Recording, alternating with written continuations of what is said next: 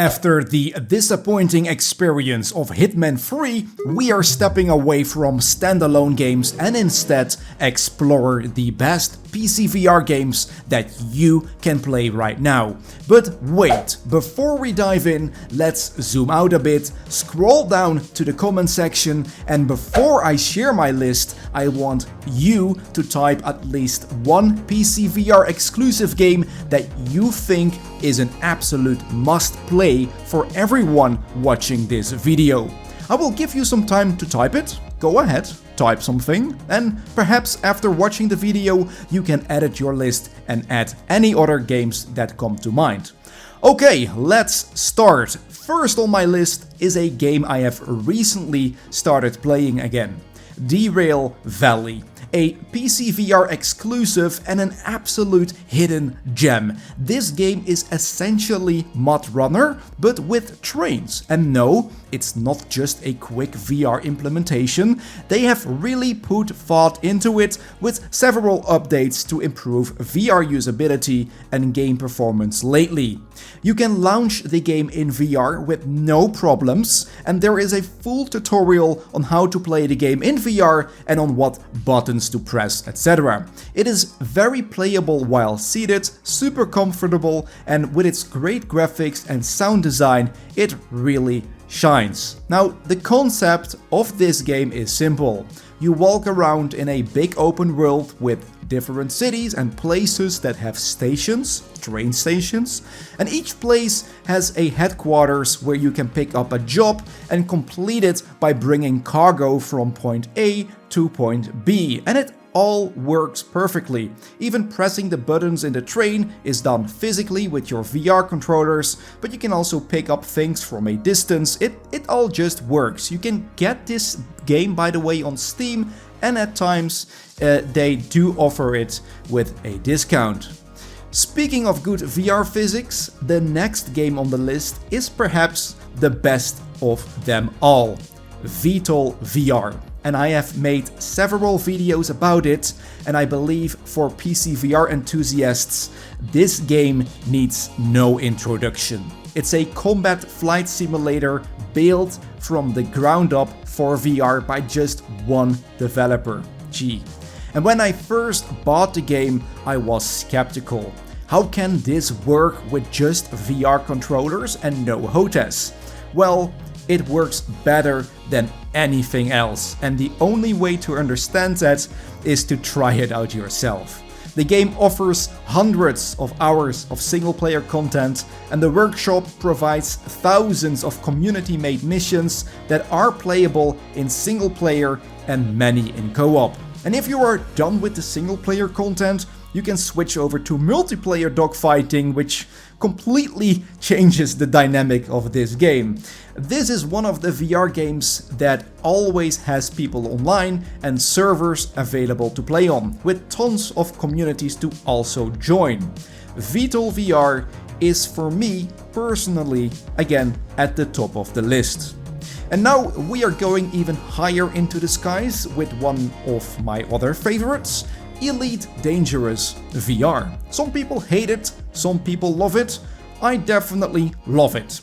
Once you play this game in VR, you really can't go back to a flat screen. There is something special about drifting through space all alone, being completely isolated in virtual reality.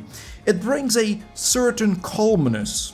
Also, the way the menus work, if you look left or right, it will open the menu automatically. It just works. The only thing many people dislike, which I don't mind that much, is that when you get out of your spaceship, you see a big flat screen within the VR headset.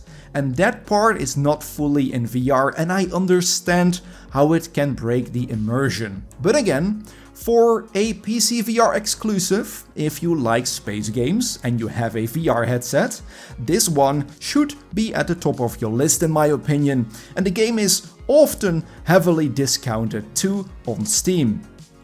Another game set in the dark, but back on Earth, is Phasmophobia. I would have thought that this game would have made its way to the Quest store by now, but apparently it's still only playable in PCVR. And yeah, let's be honest, horror games in virtual reality are as a great combination as playing flight simulators in VR. It's almost like they were made for each other. Hunting ghosts in a deserted place with your friends, because yes, you can play co-op, instead of doing that on a flat screen, man, it's like you actually transport yourself there.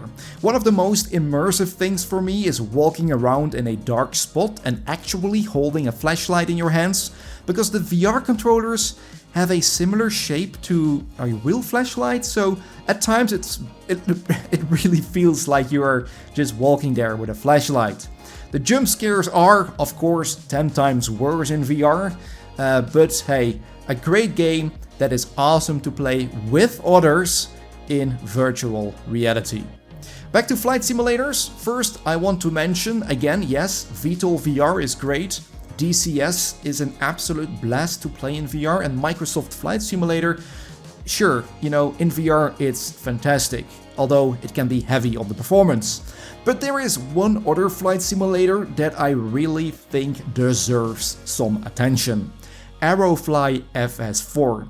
If you follow this channel, you might have noticed that I occasionally create some Aerofly videos. This flight sim was made with VR in mind and is therefore very well optimized. It can be completely played with just your VR controllers like Vtol VR, and it feels so good to switch and press knobs in VR. It's much better than just pointing at something and clicking a button. No, you physically have to move your hands to perform actions. Now, Aerofly does not have the most realistic flight models, but that's okay. A real Airbus pilot commented on one of my Aerofly videos recently, saying it's actually nice that it's somewhat simplified. Many games tend to go full-on hardcore realism, which can take some of the fun away. Aerofly keeps all the most important parts, but doesn't overdo it, making it a fantastic immersive flight sim for both new and avid pilots. And there's a lot to fly. Boeings, Airbus, even old Spitfire. It's great. It's really great. Much diversity. I would definitely highly recommend, if you like flying commercial airliners, you are looking for a good VR flight sim, Aerofly FS4 is the one to look at. You can find it on Steam. Up next is Hot Dogs, Horseshoes and Hand Grenades, a game we can't forget. Made by a solo developer with so much passion. It's just great to see. I once made a video about the best shooting ranges in VR, and well, this game has it. It offers such a big variety of guns you can shoot, you can fully examine in VR, you can customize, with tons of different environments as well. This is one of those games where you think you will just play for 30 minutes, but end up spending hours in it. There is just so much to do in this sandbox. It scores overwhelmingly positive on Steam, and for a good reason. The developer still, after these years, many years, often releases new updates, which are great. If you like guns, experimenting, and just fooling around, this is the game for you. Star Wars Squadrons. Yes, it's a bit heavy to run on PCVR, but once you get it to run smoothly, it's the only way to play this game. It's perfectly playable with a HOTAS or just a keyboard and mouse, and being in a TIE fighter in VR is next level immersion. The whole game is fully playable in VR, from the campaign to all the multiplayer modes. However, I do believe the multiplayer is pretty dead, so I would just advise to pick this up to play the full campaign in VR. Sadly, the cinematics between missions are shown on a big flat screen in VR, similar to walking around on planets in Elite Dangerous, but that's the only downside to this. Again, this game is often available at a huge discount, definitely worth picking up if this is your thing. Now let's move on to the racing section. Yes, I could talk about every PCVR racing sim individually, but that would make this video, which is already way too long, even longer. So here are my best in my opinion. Automobilista 2, a racing sim that is plug and play, very well optimized for VR. I have great performance here even with multiple cars, and driving at night is just next level immersion. Up next we have Assetto Corsa Competizione, a great competitive game that requires a bit more tweaking to get running. You need a pretty powerful PC for this one, but do note that Assetto Corsa Evo is coming out hopefully in the last quarter of this year, and it's going to be built with VR in mind. So if you can wait a bit longer, I would wait for this title instead of diving fully into Assetto Corsa Competizione. Another racing sim for the rally fans here is the latest WRC game. The graphics, the road, the bushes, it sometimes feels very immersive, even though the game looks a little blurry in VR and people are complaining about that. But yeah, for rally fans, WRC, go check it out. Now if you want to make things sharper, let's go over to our sponsor. If you struggle to read indicators or normally wear glasses, but you know, not in VR, I highly recommend trying out the latest prescription lenses from vrwave.store. They prevent damage to the VR lenses because you don't have to wear glasses, which I was always worried about, and it will reduce eye strain with a blue light filter. So I don't want to sound like a billboard, but I really wish I had done this sooner. So if you're interested, visit VRWave. And last but not least is iRacing, of course, and while it's not the first game I should pick up if you are getting into racing sims, it works fantastically in VR with very little tweaking needed. There are some free cars you can race with as a beginner, like the Mazda MX-5, which is great for getting started. The quality of the cars is really nice in VR and the rain effects on the road are fantastic too. Yeah, iRacing, if you want to go die hard hardcore, this is the game for you. So that's it for the racing sims. Last but not least, of course, I have to mention it, otherwise I get hate, is Half-Life Alyx. It's arguably still the best thing to have happened for PC VR, as not many other shooting adventure games have managed to outdo it. But I'm not here to praise this game for its single-player campaign right now.